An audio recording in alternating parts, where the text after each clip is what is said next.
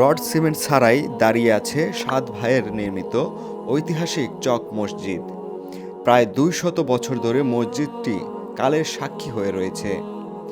মসজিদটিতে এখন ৫০ থেকে ৬০ জন মুসল্লি একসঙ্গে নামাজ পড়তে পারেন।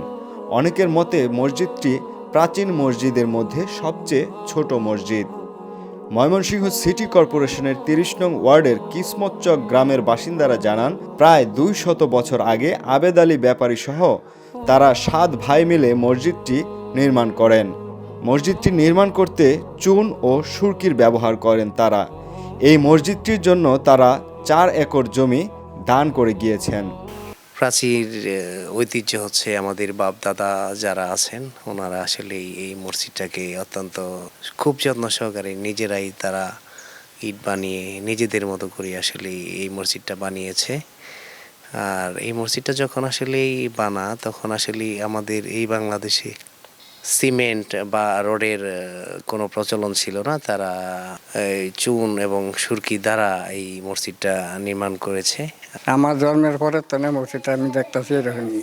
আমরা বাবাদের কাছে শুনছি ৭ দিনের আগে থেকে এই মসজিদটা, সেখান থেকে মসজিদে এইভাবে চলতেছে। আমগো কিসমত গ্রামের মধ্যে প্রথম মসজিদ এটাই ছিল। মসজিদে প্রবেশ দরজার উচ্চতা ৫ ফুট আর চওড়ায় ১.৫ ফুট। একজন মানুষ সেখানে কোনো রকমে প্রবেশ করতে পারবে। রয়েছে ৩টি গম্বুজ। বর্তমানে মসজিদটিতে কিছুটা সংস্কার হয়েছে। লাগানো হয়েছে ফ্লোর টাইলস, ফ্যান ও দরজা সহ আনুষঙ্গিক জিনিস। ঐতিহ্যের সাক্ষী হয়ে থাকতে এটি একটি প্রাচীন মসজিদ হিসেবে প্রত্নতত্ত্ব অধিদপ্তরের স্বীকৃতি দাবি করেন মসজিদ কমিটির সভাপতি শাহজাহান কবির। সংস্কার করার জন্য রক্ষণাবেক্ষণ করার জন্য আপনার প্রায় ৩.৫ একর জমিন মসজিদের নামে সে অক্ষ করে দিয়ে গেছে। তা আমরা ওটার থেকে মোটামুটি যা আয় ব্যয় হয় এটা নিয়েই কিন্তু আমরা মসজিদের সংস্কারটা করি আর কি প্রতি বছর। এবং ইমাম সাহেব আছে, তার যে আপনার মাসিক যে স্যালারিটা দিতে হয় এটা আমরা মোটামুটিভাবে সবাই পকেট থেকেই দিই। আর সংস্কারের জন্য যে জায়গাটা আছে লিজ দেওয়া ওটার থেকে আমরা মোটামুটিভাবে সেটা করি।